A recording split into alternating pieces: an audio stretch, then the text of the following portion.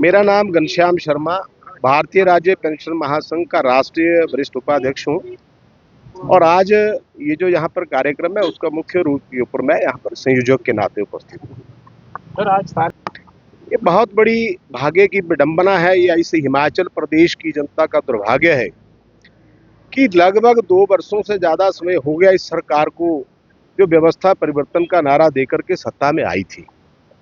और आज बड़े दुख के साथ ये कहना पड़ रहा है कि जिन लोगों ने सारी उम्र इस प्रदेश की तरक्की के लिए अपनी लगा दी, इस प्रदेश की तस्वीर और तदबीर बनाने में लगा दी, सरकारी नौकरी करते हुए गुजार दी, आज वो उम्र के इस पड़ाव में आकर के हिमाचल प्रदेश के कोने कोने से लोग यहाँ पर पहुंचे हैं, तो ये समझ लीजिए कि सरकार की नालायकी का जीता जागता नमूना है।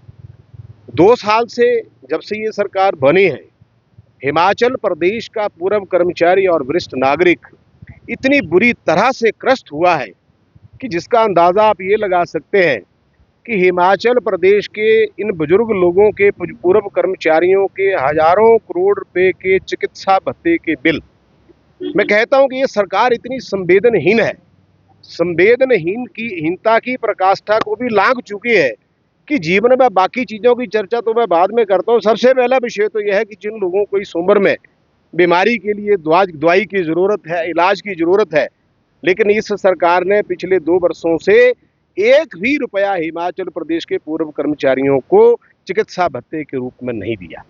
और इसी कड़ी के चलते हमारे सैकड़ों पूर्व कर्मचारी जो हैं वो स्वर्ग सिधार गए, दवाई के अभाव से, पैसे के अभाव से स्वर्ग सिधार गए। मैं सरकार से पूछना चाहता हूं, आप लोगों के माध्यम से सीधा सीधा आरोप लगाना चाहता हूं कि प्रदेश की सरकार, प्रदेश के मुख्यमंत्री ये बताएं कि क्या प्रदेश की सरकार में कोई मंत्री, कोई विधायक या स्वयं मुख्यमंत्री कोई बीमार नहीं हुआ 2 साल के अंदर? अगर हुआ है तो क्या उनके भी चिकित्सा भत्ते के बिल रोके हुए हैं? इस बात को लेकर के वो श्वेत पत्र जारी करें और प्रदेश की जनता, प्रदेश का पूर्व कर्मचारी आज जानना चाहता है कि जिन लोगों ने इस सरकार को चुन करके सत्ता में भेजा, आज वही सरकार उनकी जो उम्र है उसको तिनके तिनके करके खत्म कर रही है। हजारों करोड़ रुपए का हमारा एरियर पे कमीशन का वो सरकार के पास पेंडिंग पड़ा है। पिछली सरकार जब सत्ता में थी, हम आज भी धन्यवाद भी करना चाहते हैं, उन्होंने कम से कम 50,000 रुपए की एक किस्त प्रदेश के तमाम पूर्व कर्मचारियों को दी। 2 वर्षों से इस सरकार ने एक पैसा नहीं दिया। हजारों करोड़ रुपए का कर्जा प्रदेश की सरकार ने ले रखा है। हम तो ये जानना चाहते हैं आपके माध्यम से कि प्रदेश की जनता भी जानना चाहती है कि हिमाचल प्रदेश का ये हजारों करोड़ रुपए का जो कर्जा लिया वो गया तो गया कहाँ? आज सरकार कहती है कि वित्तीय परिस्थितियां हमारी खराब हैं। वित्तीय परिस्थिति खराब क्यों नहीं होंगी? एक मंत्री एक गाड़ी उसकी, एक गाड़ी उसके स्टाफ की, एक गाड़ी उसकी बीवी की, एक गाड़ी उसके बच्चे की। ये क्यों? जब प्रदेश की वित्तीय स्थिति ठीक नहीं है तो कम से कम सरकार अपनी चीजों के ऊपर भी अंकुश लगाए। आज अधिकारियों की फौज लगातार सरकार के पैसे का मिसयूज कर रही है। आप तो शिमला में रहते हैं, आप प्रबुद्ध पत्रकार हैं, आपने हमेशा हमारा सहयोग किया है, आप सच्चाई जानते हैं कि जितने भी टॉप पे बैठे अधिकारी हैं, एक एक गाड़ी उनके बच्चों को और बीवियों को घुमा करके शहर में लेके जाती है। क्यों? अगर व्यवस्था ठीक नहीं है तो खर्चे रोकने के लिए बहुत सारे उपाय करने की जरूरत है। लेकिन हैरानी की बात है और अफसोस इस बात का है कि इस प्रदेश के मुखिया सत्ता के नशे में इतने चूर हैं कि वो किसी से ना तो राय शुमारी करना चाहते हैं, ना किसी से मशवरा करना चाहते हैं। हमने कहा कि आप हिमाचल प्रदेश के पूर्व कर्मचारियों की जेसीसी की बैठक बुलाइए, तमाम संगठनों को बुलाइए, बैठ के चर्चा करेंगे।